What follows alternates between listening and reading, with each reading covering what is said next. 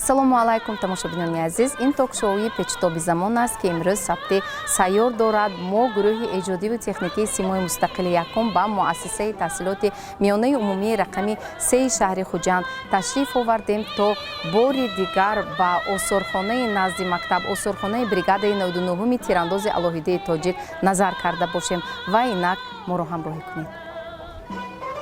ҳанӯз соли 1985 дар назди муассисаи таълимии рақами 3 шаҳри Хуҷанд бо ташаббуси корманди шоистаи Тоҷикистон Маҳмад Назир Аҳмадов осорхона таъсис ёфта буд. Аз он рӯз 40 сол гузашт. Оё насли имрӯз, насли ҷавон барои поси хотирдорӣ, хештаншиносӣ, эҳтирому арҷгузорӣ, қадршиносии ҷонбозиҳои бобову бобокалонҳо, шукргузорӣ аз замони имрӯзи осоишта ба ин гӯшаи инъикоскунандаи таърих меоянд? То кадом андоза барои донистани таърихи ҷанги дуюми ҷаҳон таваҷҷӯҳ доранд? Корномаи падарони худро писарон медонанд ва қадр мекунанд. набераҳо аз забони бузургсолон мешунаванду аммо аберагони қаҳрамонони тоҷик аз гузаштаи аҷдодони ба нангу номуси худ қиссае медониста бошанд. аз ғалабаи ҷанги бузурги ватанӣ 80 сол гузашт. мувофиқи маълумотҳои охир дар тоҷикистон ҳамаги 17 нафар иштирокчиёни ҷанги бузурги ватанӣ боқӣ мондаанд. аз инҳо 2 нафар сокини вилояти Суғд. табиист ки ҳар лаҳза ин рақам тағйир ёфтанаш мумкин. хотираи ҳамаи онҳое ки барои ҳимояи ватан тани худро сипар карданд абадист. инак тамошобинони азиз, мо дар осорхонаи бригадаи 99-уми тирандози алоҳидаи тоҷик қарор дорем ва меҳмонони азиз ҳамаи шуморо ба барномаи печтоби замони симои мустақили якум ба муассисаи таҳсилоти миёнаи умумии рақами 3 шаҳри Хуҷанд ба ин осорхонаи таърихӣ хушомадед мегӯям ва қабл аз оғози суҳбат ман таклиф мекунам аввал баромади хонандагони муассисаи таҳсилоти миёнаи умумии рақами 3 шаҳри Хуҷандро ҳамроҳ тамошо кунем ва бори дигар маълумоту хотираҳоро оиди роҳи расидан ба ғалаба варақгардон намоем. марҳамат, тамошо кунем. ҷанг калимаест ки бо баробари шунидани он пеши назар майдони пуроташ, овози даҳшатовари тиру туфанг, нолаҳои ҷонгудози маҷрӯҳшудагон, харобии шаҳру деҳот, ғаму андӯҳи ҳазорҳо модарони фарзанд ва шавҳаргум карда пеши назар меояд.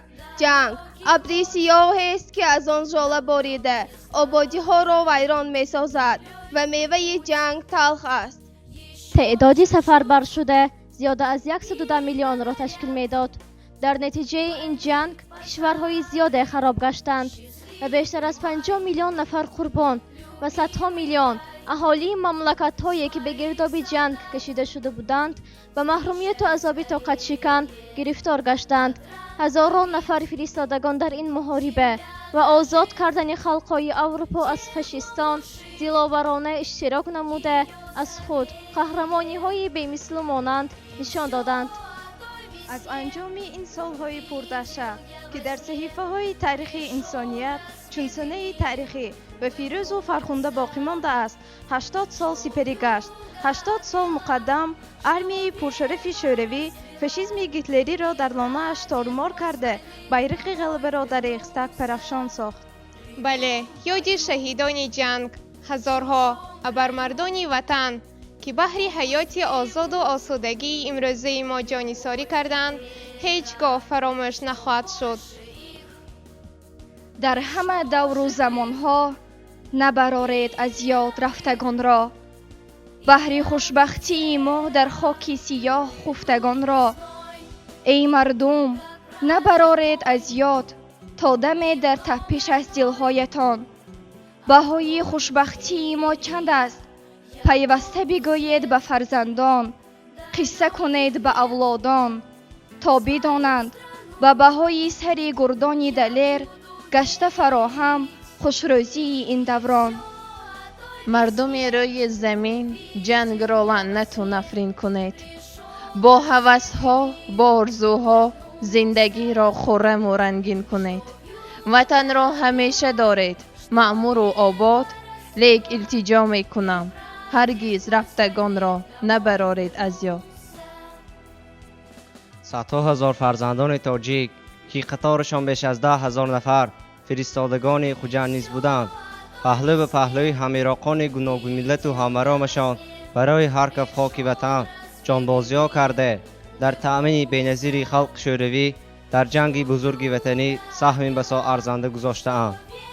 با قرار کمیته مدافع از 13 نوامبر سال 1941 در قلمرو جمهوری‌های آسیای میانه و قزاقستان بریگادهای ملی خود را تشکیل کرده و با لوازمات ضروری تأمین کردن دعوت شدگان به دوش مقامات حاکمیت دولتی محلی گذاشته شده بود. 12 دکبر سال 1941 روز تولید بریگاد 99 علایده تیراندازی تاجیک گردید. آن روز از جانب کمیسریات‌های شهر و ناحیه‌های ولایت لنین‌آباد سوخت جوانمردان به نقطه تعیین شده دعوت شدند. به این بریگاد پالکونیک پاکراوسکی کماندیر، یعقوب جان محمدوف کمیسر بریگاد، بیشکین سردار شتابی بریگاد تعیین شدند. باعث خوشنودی و سرفرازی است که در عرفه 80 سالگی جنگ بزرگ وطنی آثارخانه مؤسسه تحصیلات میانه عمومی رقم 3 شهر خوجند که با نام بریگاد 99 علایده تیرانداز تاجیک در جهان مشهور گشت 40 سال شد.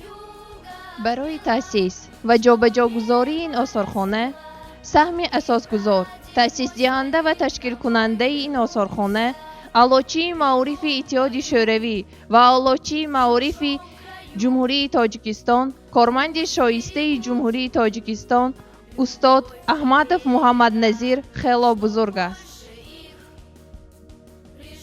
پاس داشتن خاطره شهیدان جنگ و شخصانه که با گذشت سالها ترک عالم هستی کرده اند، همچون دستگیری همیشگی اشتراکچیان و معیوبان جنگ، عائله‌های بی‌سرابان مانده، قرض مقدسی هر فرد خود آگاه و خویشتن شناس می باشد. امروز ما خیلی سربلند و خوشبخت از آنیم که در فضای صلح و آسایشته، تنجی و آسودگی کشوری صاحب استقلال و گلگل شکفان با سروری پرزیدنت خیرتمند، سیاستمدار، صلح‌پرور محترم امامعلی رحمان زندگی داریم. هر فرد تاجیکستانی برای روز از روز آبادتر، زیباتر گشتن وطن عزیزمان حصه گذارند. این رسالت را حکومت مملکت در شخصیت سروری آن محترم امامعلی رحمان، مقامات اجرایی حاکمیت دولتی ولایت و شهر و تشکیلات و مؤسسه ها اشخاص سخاوت پیشه همیشه و خصوصا در این دو ایام موفقانه به جا می‌آورند. یاد قهرمانان، یاد آنهایی که برای ننگ و ناموس، برای شرف وطن جان فدایی کرده اند در قلب مردم، در قلب پیر و برنا همیشه جاویدان خواهد ماند. قهرمان در قلب مردم جاویدان خواهد بزیست، نام نیکش تا ابد با اختران خواهد بزیست.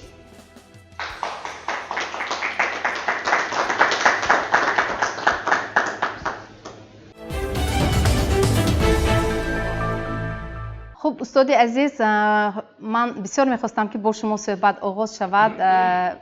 به فکر شما در حقیقت هم نسل نورز امروز همین خدمت و جانبازی های اشتراکچیان جنگ بزرگ وطنی را واقعا هم میدانند و با آموزش زندگی نامه و کارنامه ابرمردان وطن آنها امروز توجه دارند؟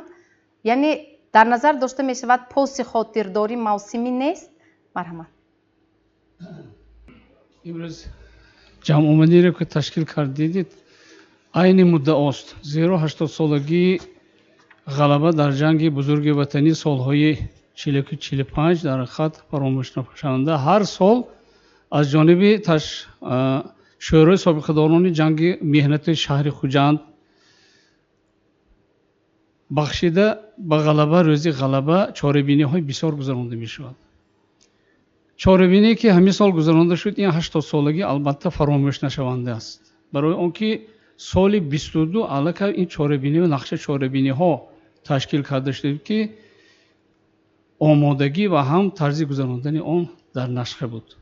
در حقیقت ما طبق همین نقشه چاره‌بینی همراه شورای سابقه‌داران با مسئولیت شورای سابقه‌داران ولایت سوخت برای آثارخانه ها را دیده برآمدن یک آزمون تشکیل کرده شد. озмун ташкил карда шуд. албатта инҷо якчанда осорхонаҳои аз они ташкилотҳои ибтидоӣ, якчанда осорхонаҳои муассисаҳои таълимӣ иштирок намуданд.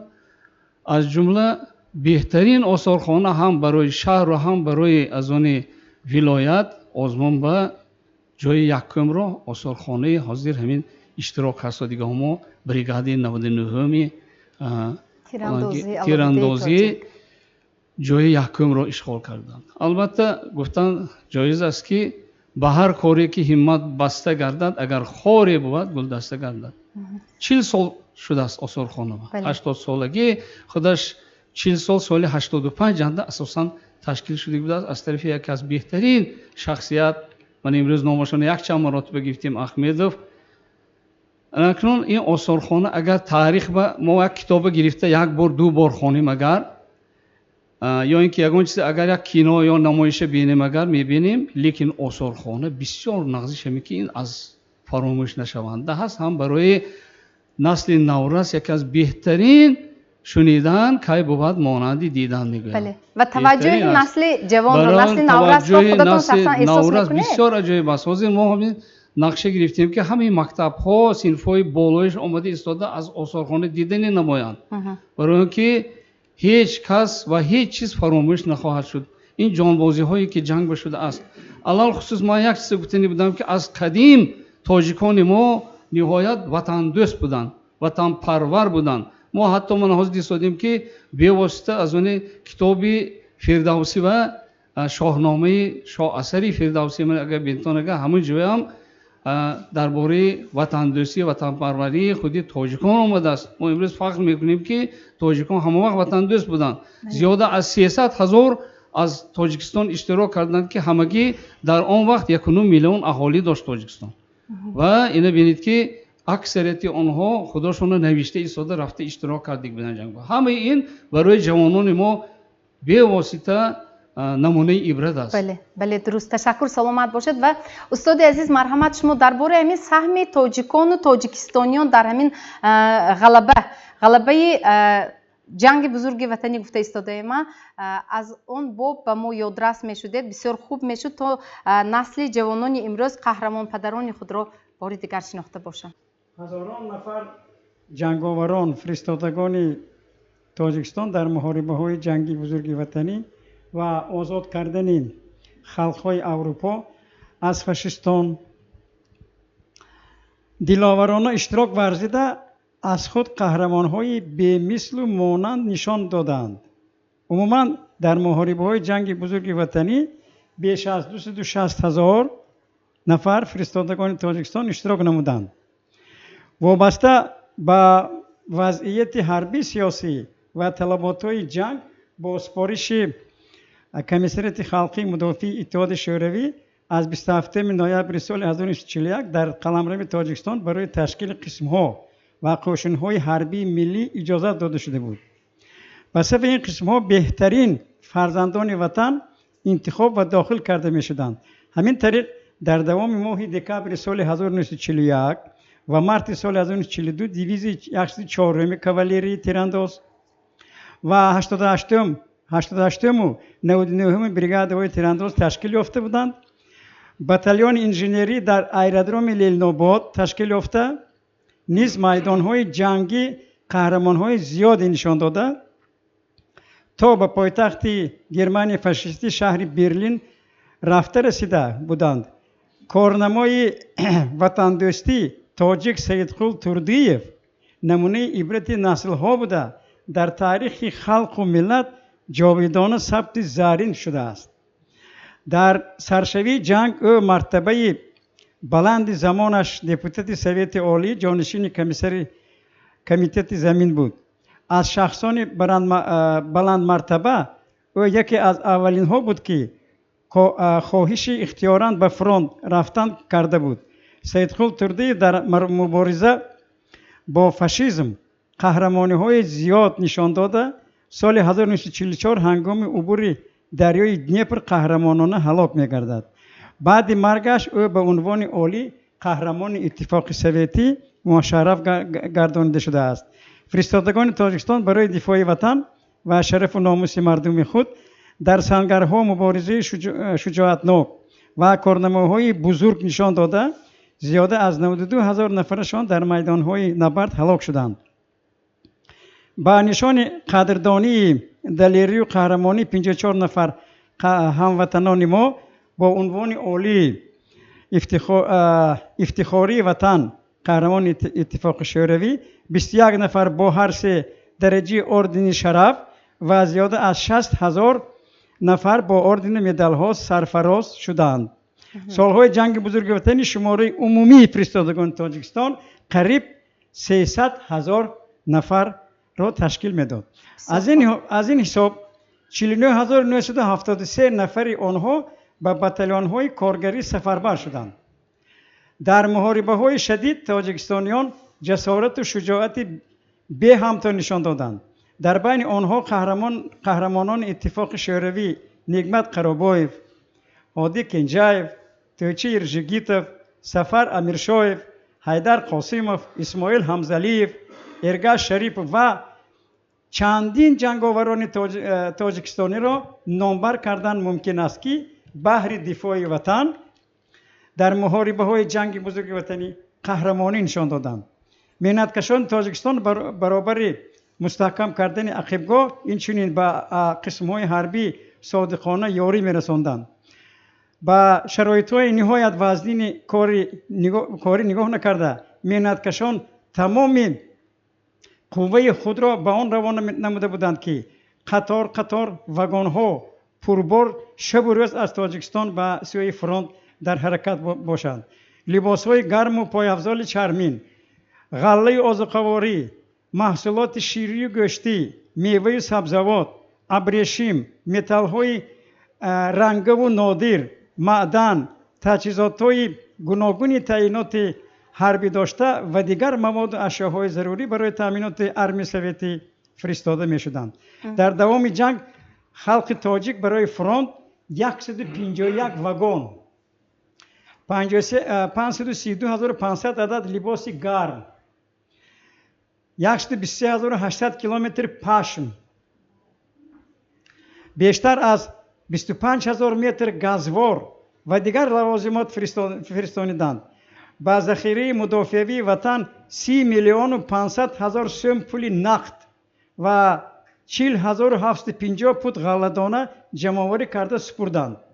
برای ساختمان تانک کالخوزچی تاجیکستان زیاده از 84 میلیون سوم و برای ساختمان اسکادریلی تاجیکستان سوویتی 35.2 میلیون سوم جمع‌آوری نمودند. در آغاز جنگ در جمهوری 20 زواد صنعتی 273 کارخانه کلان و خرد، 10 ابیکت‌های کارکردی معدن ساخته شدند. تنها در سالهای 1941 و 43 در جمهوری فابریکی دوزندگی و ترکتاژی لیلناباد، زوادهای روغنکشی در ناحیه‌های شهر توس و فرخار، فابریکی رساندگی در کانیبادام، کمبینت متاح‌های پختگین پایتخت، کمبینت اوگل ساخته به استفاده داده شد.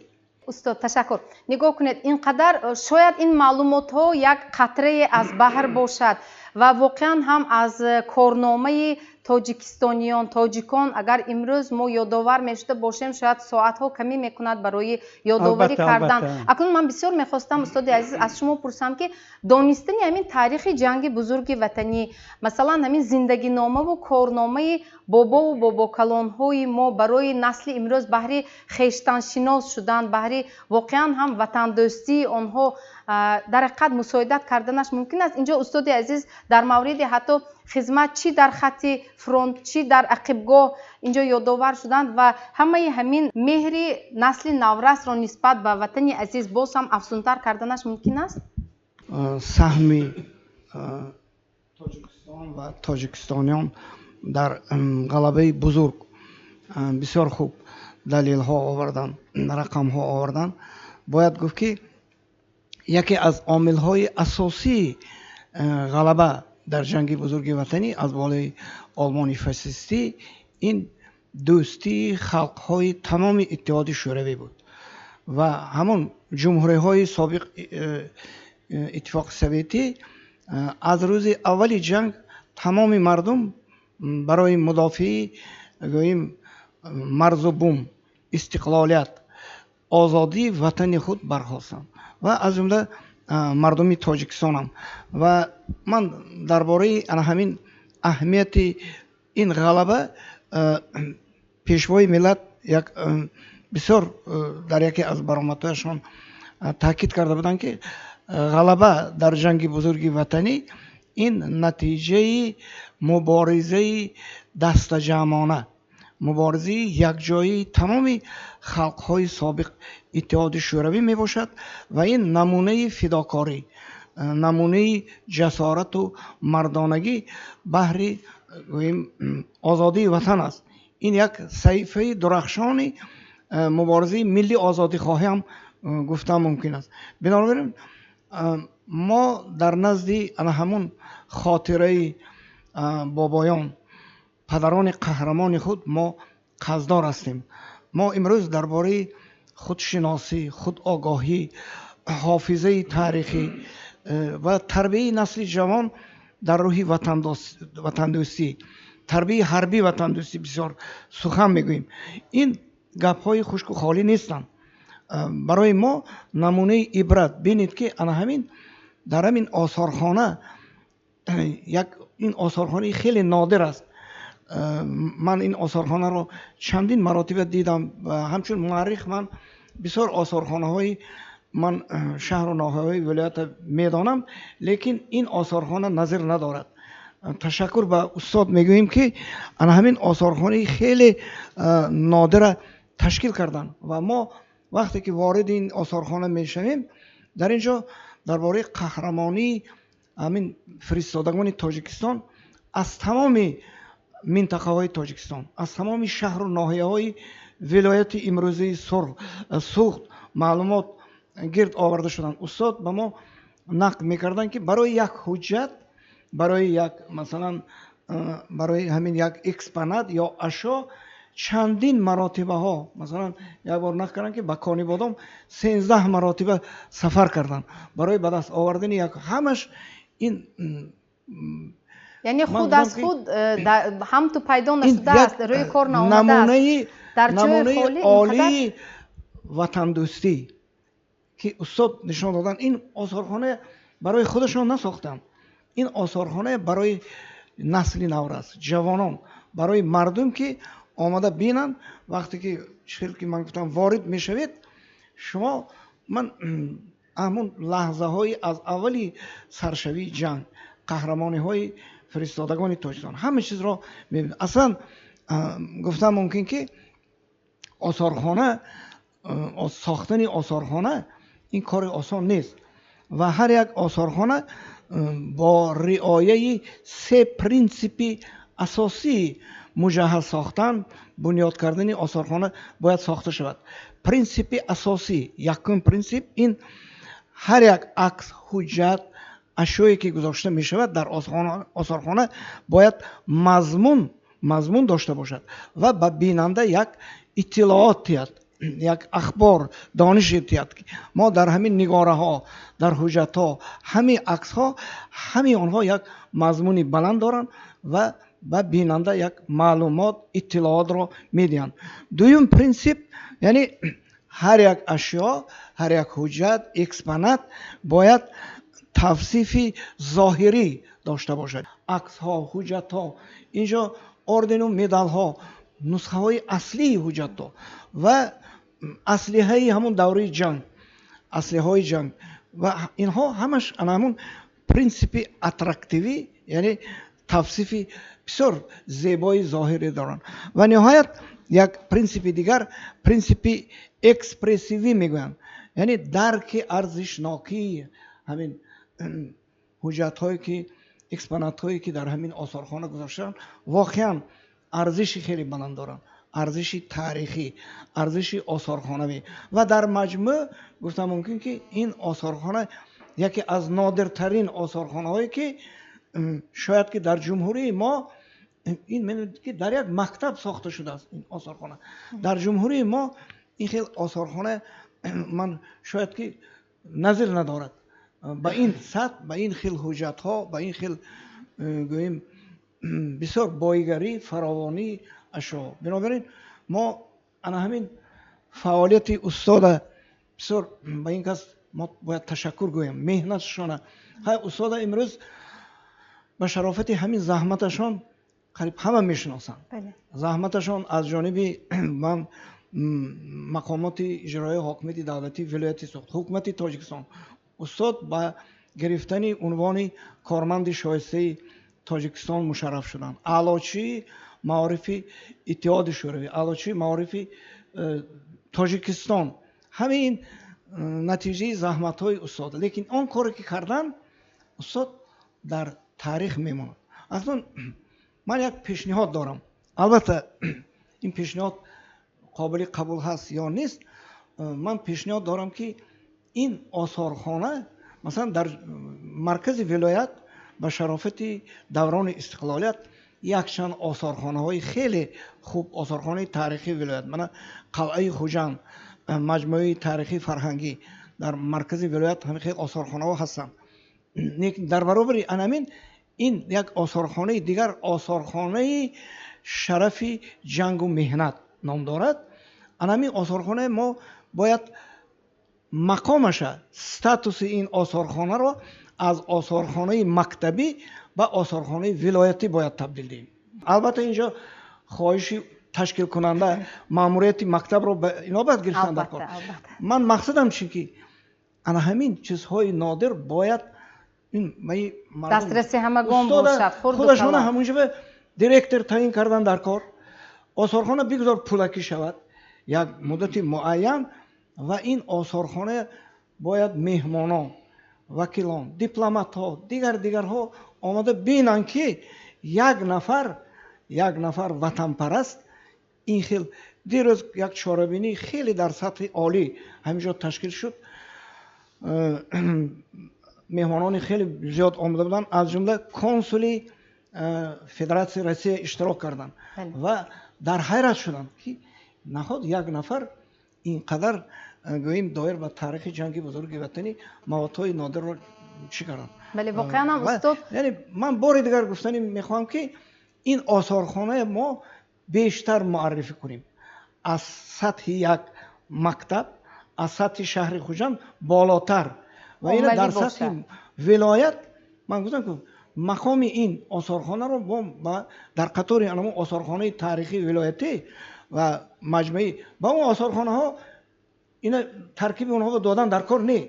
این آثارخانه باید آثارخانه مستقل، یک آثارخانه مستقلی شرف جنگ و مهنت.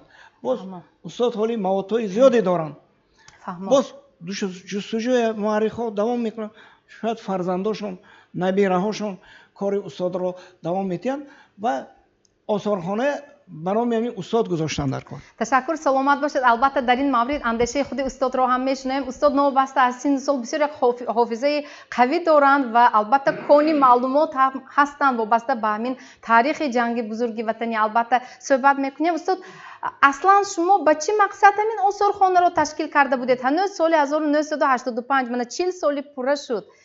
امروز برای من روزی تاریخی پلوس تاریخ است. 7 می سال 1985 آثارخانه تشکیل شدگی بود. 140 نفر اشتراکچیان جنگ بزرگ وطنی که دعوت کردیم از تمام شهر و ناحیه ولایت اشتراک داشتن. ساعت 10 دعوت شدگی ها بعد لنته رمزی بهاجل رحیم و کاتب حزب کمونیست ولایت قیدی کردن، در آمدن اشتراکچی جنگ بزرگ وطنی. اول اینها باور نکردن چون یک چند نفر آدم ها حجت های گرفته برگراندگی نه. اینا حجت های دویم سیوم درجه دادن و اساسی بعد از آن که آثارخانه دیدن بعد دعوت کردن که مرحمت در خانه من شدگی حجت های من تیار رفته گرفته بیارید. اگه بینیدین که وقتی که جنگ سر شد ماه 13 نوامبر سال 41 استالین فرمان میفرستاند ریسپوبلیک‌های آسیای میانه قزاقستان و کاوکاز که بریگاد ملی خود را تشکیل کرده از حساب مبلغ محلی همه طرفه تامین کرده، بعد از اون آنها تیار کرده به موافق طلبات فرانت فرستاده شود. اما کاتب یکم حزب کمونیست ولایت سرگی پیوتر استپانویچ بولانوف میگوید که نه، هر ملتی که در تاجیکستان زندگی میکند این فرزندی تاجیکستان است. کدام ملتی که نباشد دعوت کنید. بعد همین خیلی میشود. اکنون در ما در آن وقت افیسرانی کشفی نبودند. افیسرای من تا کاپیتان و همین ها بودن، اون لیکی راهبری کننده نبود. موافق قرار آسیای میانگی حربی بعد از اون پاکروفسکی دیمیتری ایوانوش را به وظیفه راهبری کماندری بریگاد تعیین میکند. اولین وزیری آب و ملیاریتی ترکستان یعقوب جان محمدوف از اصفهان سال 35 دانشگاه آب و ملیاریتی لنینگراد تمام کردگی این آدم با وظیفه کمیسری بریگاد. بعد از اون پادپالکونیک بشکین الکسی الکسیویچ و کمیسری ولایت با وظیفه سردار شتاب تعیین کرده میشوند. لیکن پاکروفسکی همگی 2 ماه بعد این گنرال مایور میخائیل لاورنتیویچ دودارنکو با وظیفه کماندری بریگاد تعیین کرده میشود. این آدم اشتراکچی جنگی ضد فین ها بود و علی خان تورایف هم هیان دکتر این هم سال 1939 مقابل فین ها جنگ کردگی بودند. مقصد دارد. مقصد برای آن گذاشتم که وطنداری به ذمه جوانان است. آنها باید اینکه همین بیاین بینن درباره همین ها من نقل کنم درباره مردانگی دلیری اینها در میدان جنگ و بعد جنگ در کدام وظیفه جنگ اینو مهنت کردم. من خیالم که بیان بینن اینکه من هم آیا همین خیل با کمال رسته میتونم وطنم از دشمن حمایه کرده میتونم. من حاضر تیمور ملیک من در وقتش تونست پیش راهی دشمن گرفته خوجانده از دشمنان حمایه کند. انکون همین جوانان من آرزو میکردم که پیش از همه امروز حیاتشان یک اندیشه کنند. ببینید کن بریگاد در 2 منطقه تشکیل شد. منطقه حاضره و میگن چوشه کلخاز 40 سالگی بر فرانزه مایده کلخازی کمیترین سوسیالیم پراوده و دیگر ها بود. اینهای آدم من بعد سانه وای کردن. های آشت اصفهان کنه بادام نوحی بوجان خور خوجان پرولتر نو در همین جا از طرف مچای کوهی آینی پنجکین بعد از اون استرافشان شهرستان و غانچی در شهرستان در 2 منطقه بریگاد تشکیل کردن. انکون همین های من سفر کرده از صبح ساعت های خالگیم روزهای استراحتم همین رفته آدم های در جاهاشون دیده. اولین کاری که من کردم با علی خان تورایف واخوردم. این کس اشتراکی 2 جنگ چخیلی گفتم فین های 41 45 من گفتم همین خیلی آثارخانه تشکیل کردگی شما در همین بریگاد خدمت کردگی بودید و در باری خودشان نقل کرده استاده خیلی اکسپونات های بسیاری دادن. بعد پرسیدم که اگه شما در باری کی ها یا در یادتان است که نامبر کده میتونید همراه شما خدمت کرد. من یک کس که پیدا شد 5 کس 3 کس همین خیلی کده خریطه تمامی ولایت من برامده و اینهای گفتگو کردم معین کردم. آفرین. چند سالی عمر خود را صرف کردید برای همین بازیافتا رو گفتگو کردن از خود کرده از خود نه همین به شکل اکسپونات آورده در همین آثارخانه برای جایگیر کردن. چند سال عمر شما وقت شما صرف شد؟ چند سال همین کار 41 امروز 40 سال تا هنوز هم شما در جستجو 44 تا امروز من مشغول همین کرد. استاد عزیز آیا شما یگان نفر شاگرد رو تیار کردید که تا که همین کار شما رو فعالیت شما رو ادامه دهند یا اینکه چخیلی که اینجا استاد یک تکلیف کردن همین آثارخانه ولایت شود شما راضی هستید؟ من میخواهم که های هم یک فرزندم هم هایند مکتبم 2 نفر معلم هم هایند تاجر لیکن وقتی که مسئولیت نوکی اول در کار می بله کی حاضر از من طلب میکند من در قلف میکنم مانده میبروم این آثارخانه شخصی من از سال ماه آگوست 84 تا امروز این من صرف کردگیم همین من تیارم های اینجا و اول کادر یک نفر کادر تیار کنن یا تیار شو جدا کنن من خاطرجم رفته دم گیرم من حاضر کلیت هر کس داده نمیتونم چون که 2 مراتب من تمامی اینوینتریزاسی کردم حجت ها گم شد بنابر همین من تیار هستم برای که این بای آدم ها اگر بایگی کرد بایگیر من همینه من همین میدارم السلام علیکم میگم اینا همه زنده بودن بعضی وقت آب دیده می آخد یگان که اینها زنده نیستن لیکن برای ما جانشان قربان کردن بله تشکر استاد عزیز تشکر سلامت باشید نزد شما رفتم در آمدم یک بچه یاشی قبول گوه من گفتم نزدی استاد با در آمدم گفتم مرحمت دارید در آمدم خیلی سلامت کردید من گفتم استاد همین آثارخانه بریگاده 99 تشکیلگر هم شدن و یادم چی بشم کلام شده از جا خیستن بعد گشت آمدن و دست قپیده گفتن که اوکا من خیلی خورسند کردید این کاری خیر و ثواب لیکن خیلی مشکل زحمت طلب یعنی حرکت کنید که در نیم راه نماند کتاب یک مراتبه نوشته می شود یک مراتبه چاپ می شود یک مراتبه می خوانند با همین رفع می مانند اگر کتاب نقد باشد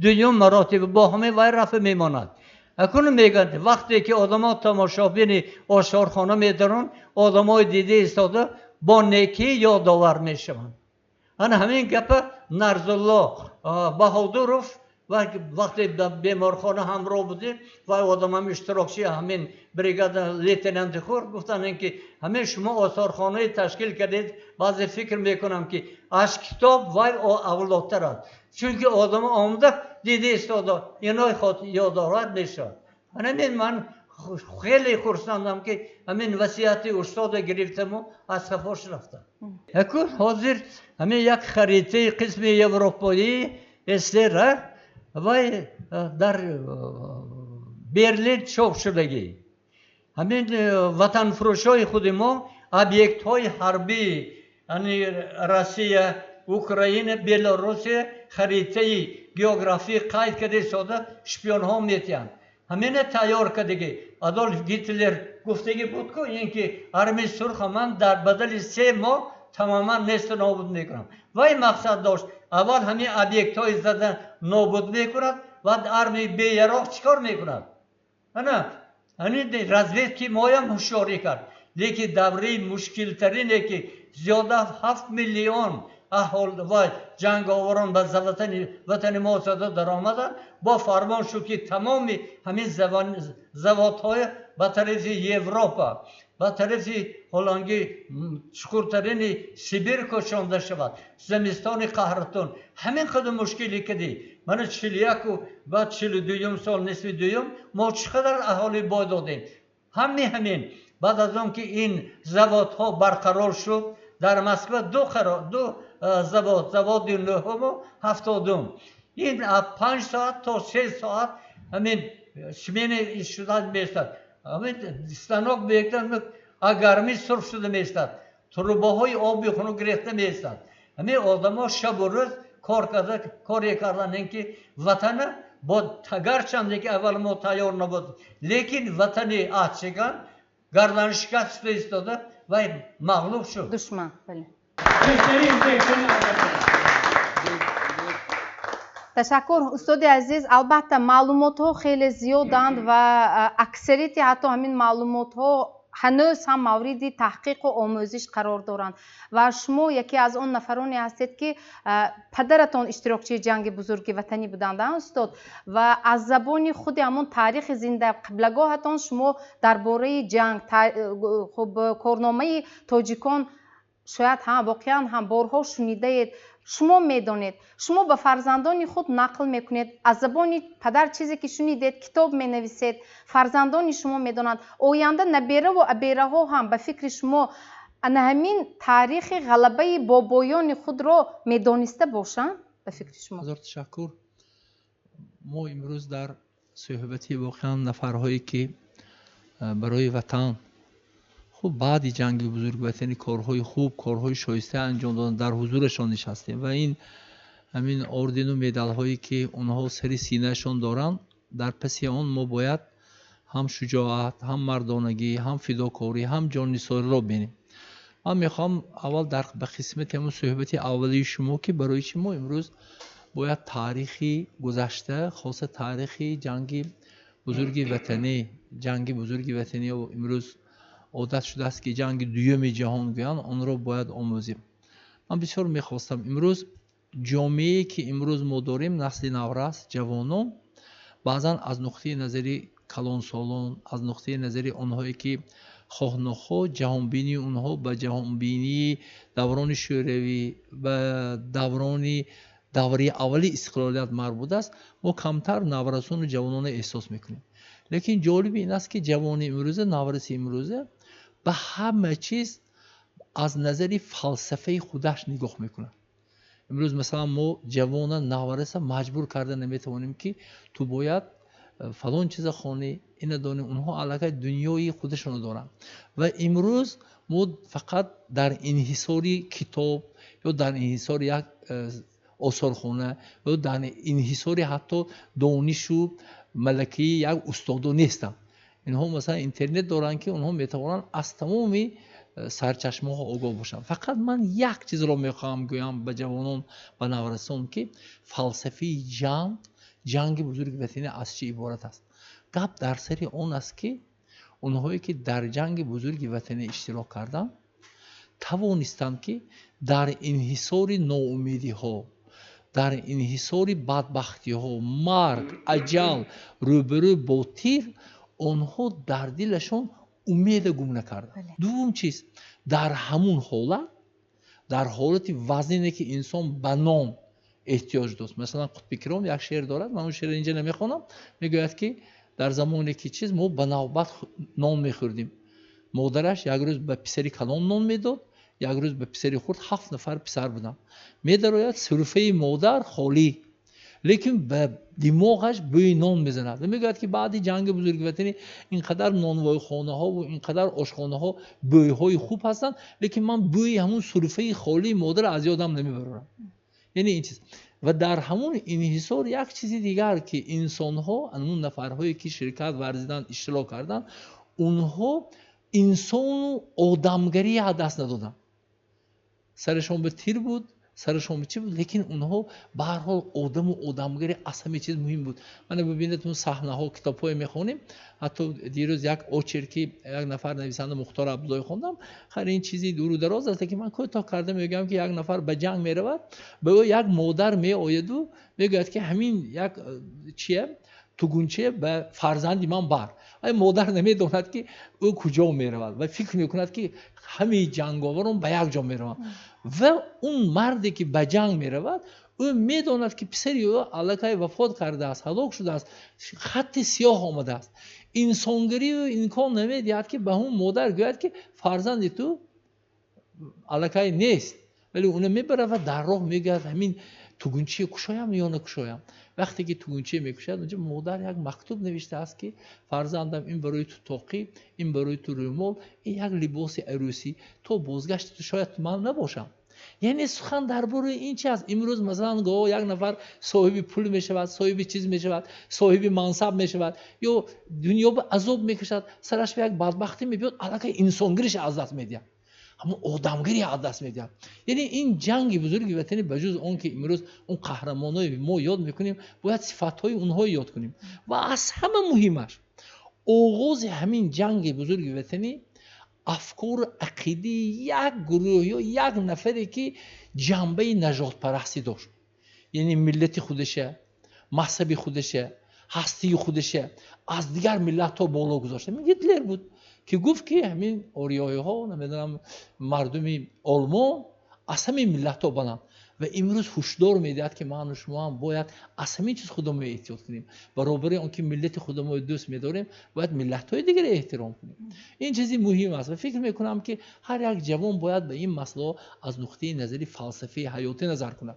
و ببینید اینجا استاد گفتن که من می‌درایم چشم ما اش ببینید همین عکس‌ها هر یک این عکس‌ها تاریخ دارد. تو زمانی که تصور کنید تو زمانی که رفتم اون نزدیک کامera نشستم من عکس گرفتم و چقدر راه گذشتگی این همین میبخشد همین اردن و همین مدلی که همین روی سینه اش از این با آسانی به این برای زیبایی نگرفتن این تاریخ داره. این یکم.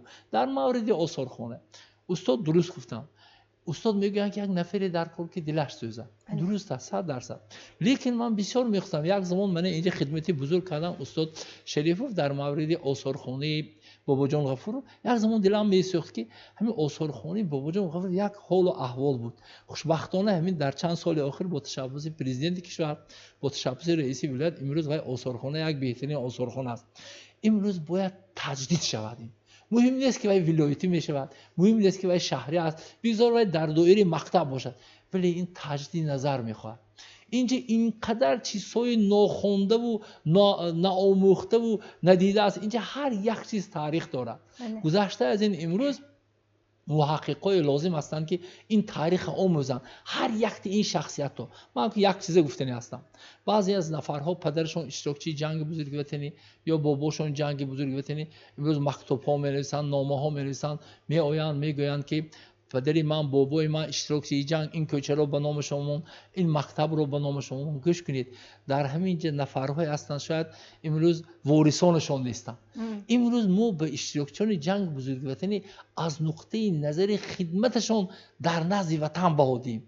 اشتراکچیان زیادند لیکن در بین اونها نفرهایی هستند که چی است. امروز از همین صحبت استاد برای من دقیق شده خودشون هم گفتن در مورد همون گروه هایی که همین بریگاد تاسیس شده است این کس بسیار چیزایی میداند. امروز یک محقق لازم است که همین تاریخ هم بریگاد آموزد، ضمن اون انسان های می آموزد. محبت خان تاریخ به تاریخ انسان ارتباط دارد، تاریخ جامعه انسان مقرر میکنند. برای همین معین کردن در کار که این نفرها چه خدمت کردن، چه کار کردن، جستجو کردن در کار. فقط دانستن نه بلکه اونها مثلا برای امروزیان معرفی کردن و ضمن کاری اونها عمل کردن. و آخرین حرف من همین استاد عینی میگه که همه واقعه های تاریخی تکرار هستند، چیزی نو نیست. واسه همینجا اومده نشستیم باور کنید این چیزی نو نیست. این خیلی صحبت ها هستند، فقط مکان دیگر می شود، تاریخ دیگر می شود،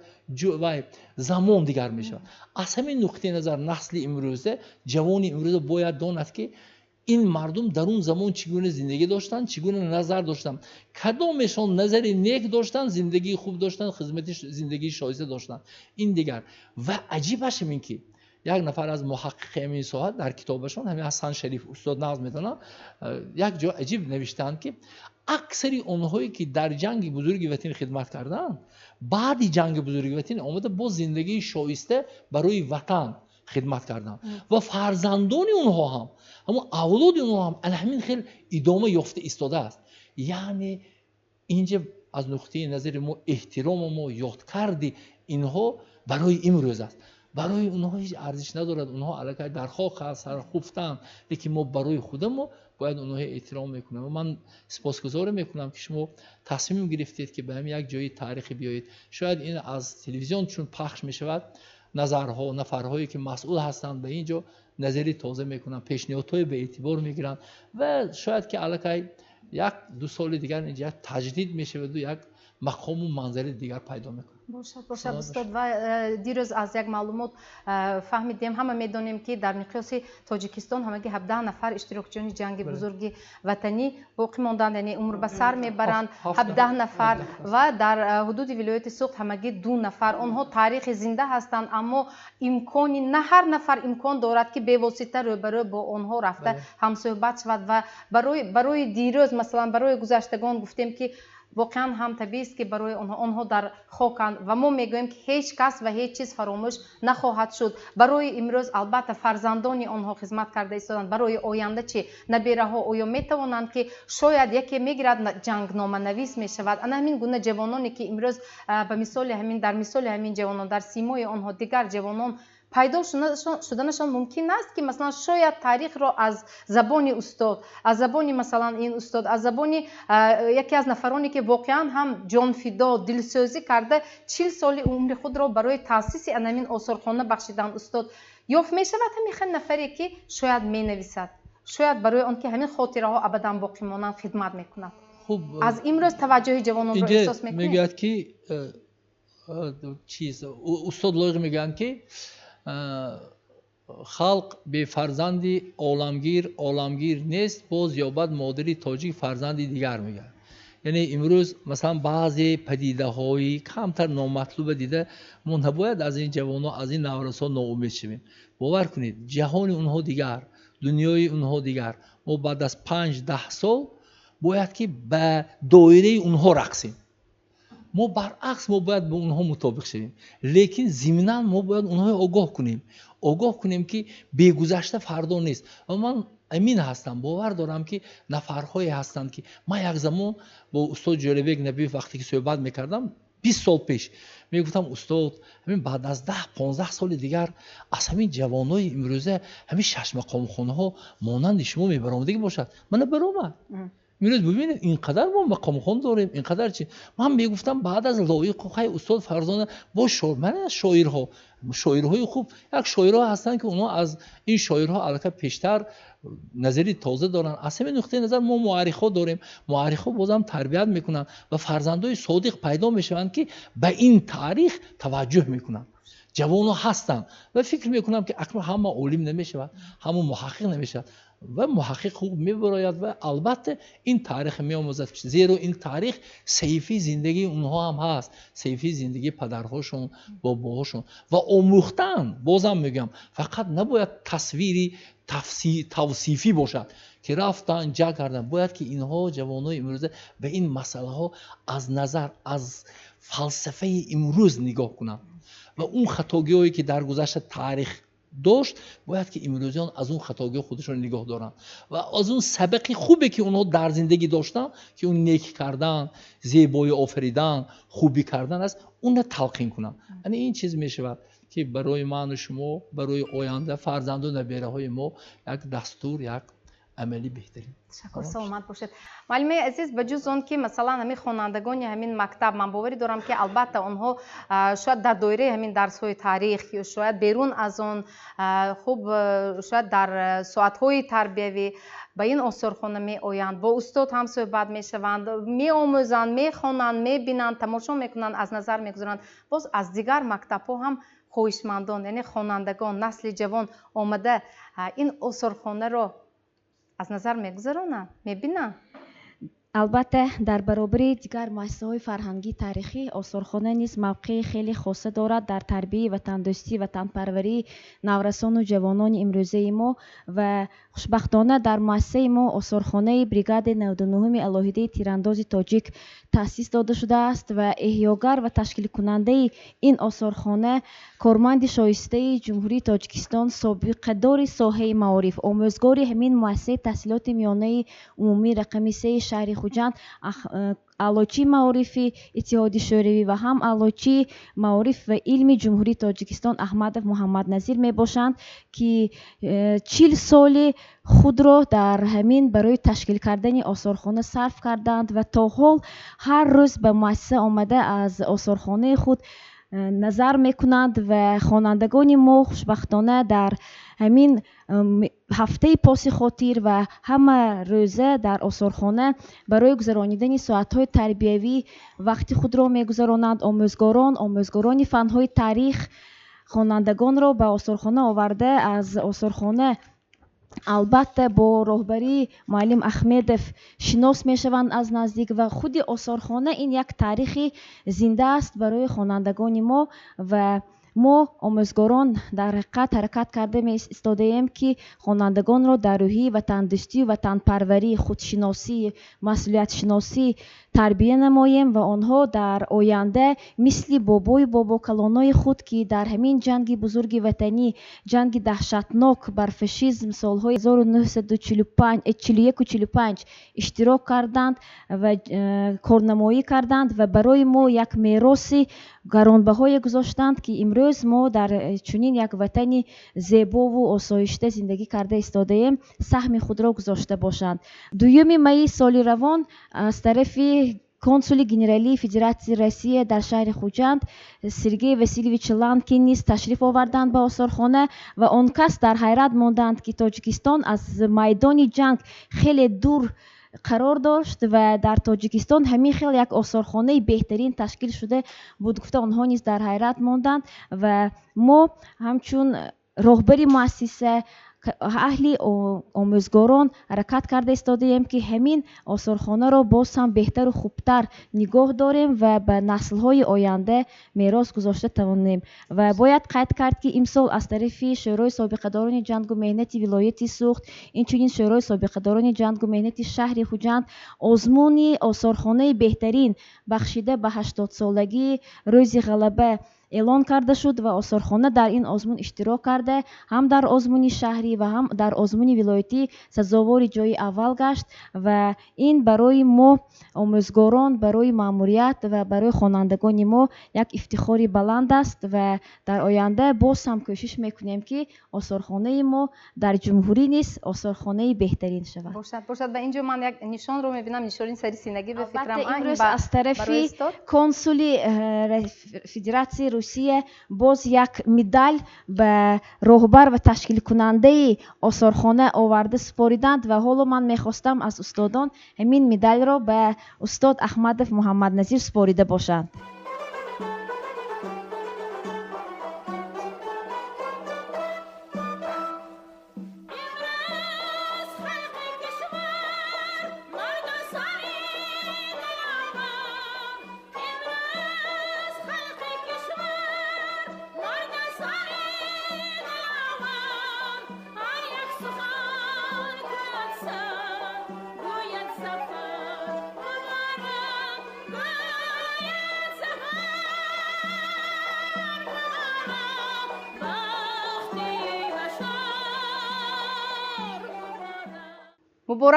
муборак бошад устоди азиз ва дар ана ҳамин ҷо агар пешниҳод дошта бошед мо албатта бо майлитон шуморо гӯш мекунем ба хотири он ки воқеан ҳам корномаҳои абармардони ватан диловарони ватан бобову бобокалонҳои мо гузаштагони мо аҷдодони мо воқеан ҳам фаромӯш нашавад.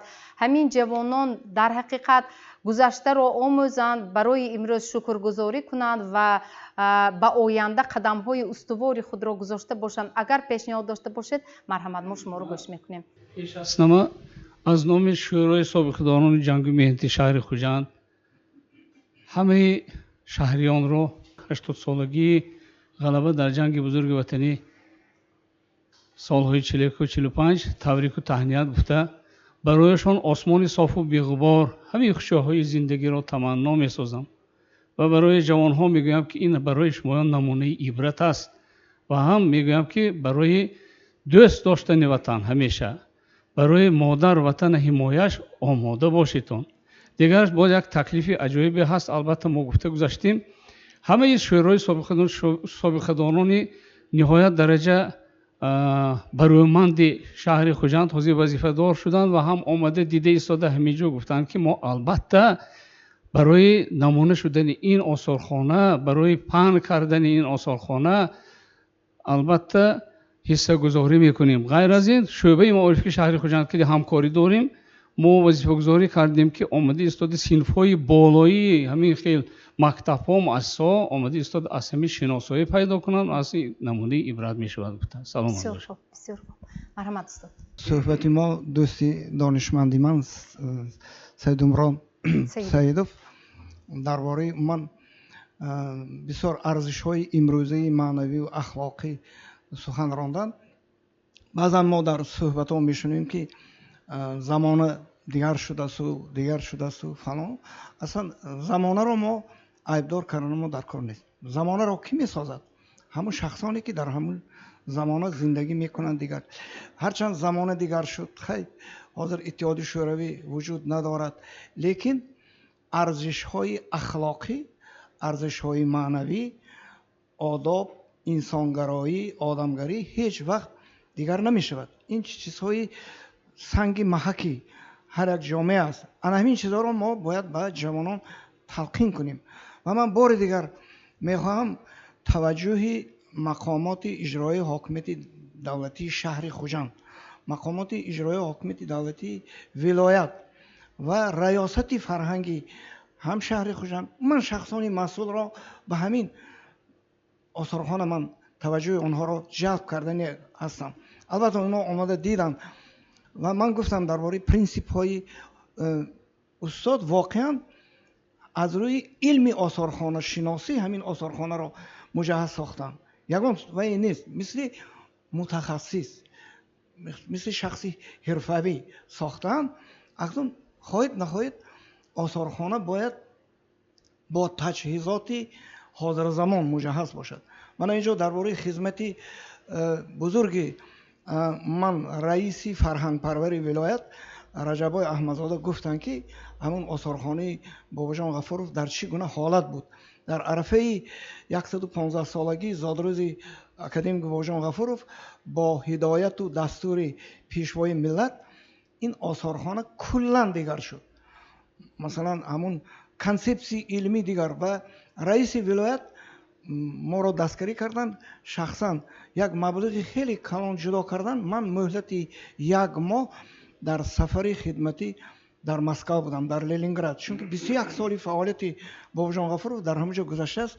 بهترین عکس ها، حجت ها و دیگر چی که در بایگانی های فدراسیون روسیه است ما آن را جمع آوری کردیم. امروز وقتی که جناب عالی دیدن من آثارخانه را تحسین کردن، گفتن که این آثارخانه ما باز به سطح جوابگوی حاضر زمان باشد، چون که به این آثارخانه وکیلان میبیان، دیپلمات ها، وزیران، مهمان های خارجی میبیان، دیده دانن که واقعا و همین آثارخانه هم باید جوابگوی علمی آثارخانه شناسی امروزه باشد.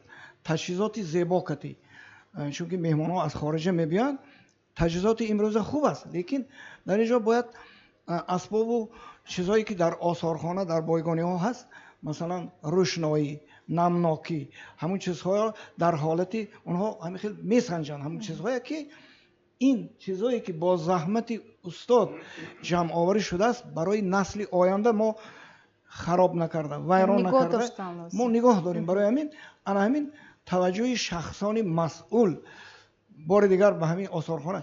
من بار دیگر میگم که این خیلی آثارخانه نیست. همون مهمانان آمده بهای بلند دادن، این زحمت این آدم ما باید احتیاط کنیم.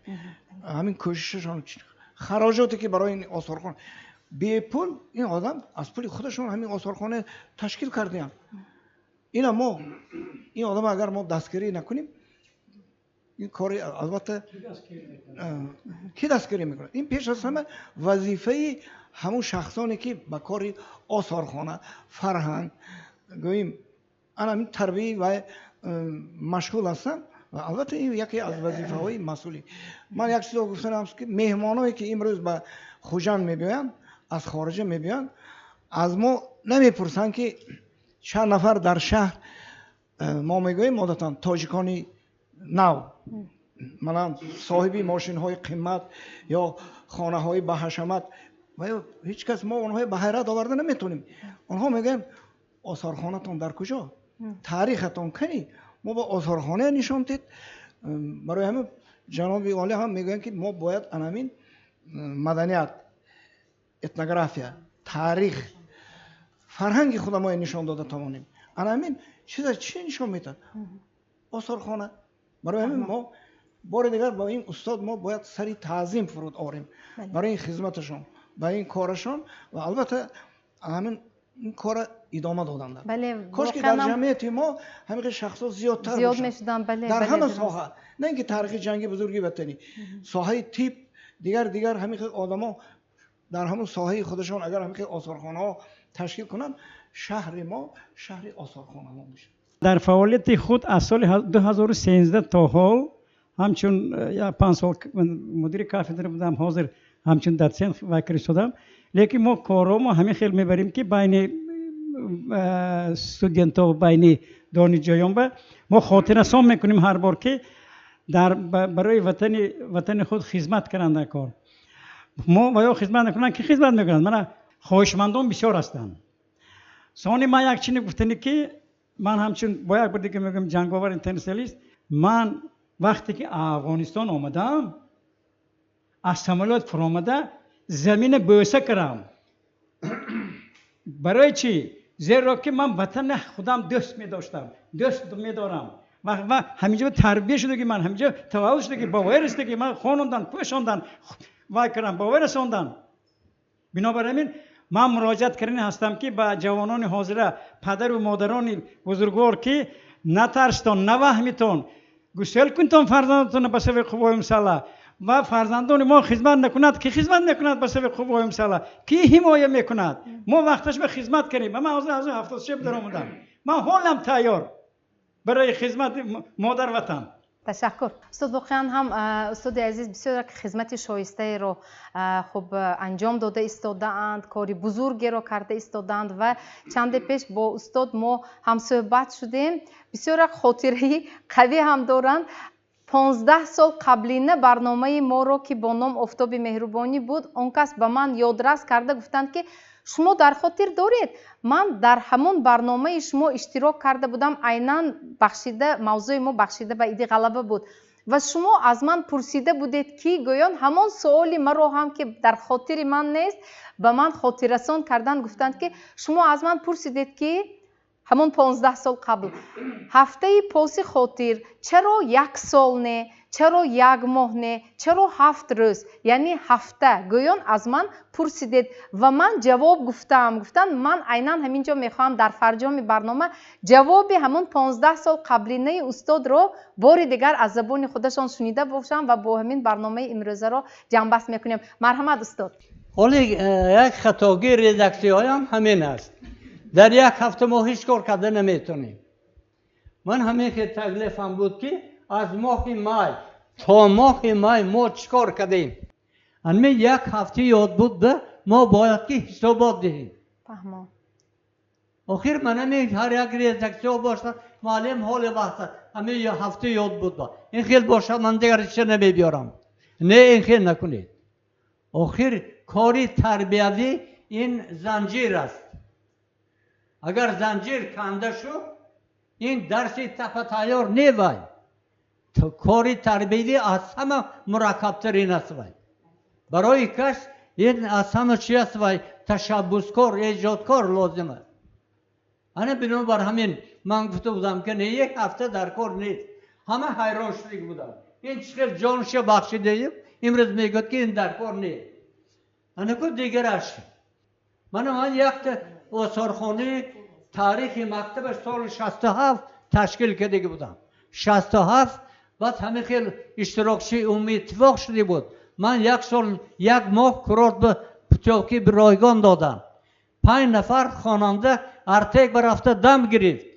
اوای آثارخانه نام نشانش ماندگیش نه. اما من برای همین گفتم که کیم به باور کنم. من برای کی کار کردم نه؟ برای خودم نه. و وقتی گفتن این پایا همشون برای ما جانشون قربان کرد. من حاضر اکرم فایم از کنی بادم 2 کفی پا نیست آمده پایست فرام دیگه اشکدی آدم میانی کشه میمانن و این آدم بالی تریش دیگه استخوانا لطفر دیگه لرزیده شتستیش کد نگاه نمیکنن. بعد یک کسی حال فضل جان این جشن خیزت بریدی اگر من میتونستم که ها خانم رفته میریستم. باید دیده باید آدم پشتاره کده دم گرفته خانهش میبرم. آخر من اینها کدی بسیار شده خیز کده منم اشتراکچی جنگ بزرگ وطنی بدنی منم بتون ابگار شده که تیر دشمن کنید. کنید اگر علاجش باشه یک تا مکتوب کده وزارت فرهنگ برفته همین دولتی کنانیدن. تشکر. سلامت باشید. تشکر. البته میگویند که بزرگان را بزرگانی دیگر پاینده می‌دارند و هیچ کس و هیچ چیز فراموش نخواهد شد و همین عنوان موضوع امروزه پیچتاب زمان بود. مهمانان عزیز با همه شمایان برای اشتراکتان در این برنامه سپاس. تا برنامه دیگر در امان خدا باشید. خیر.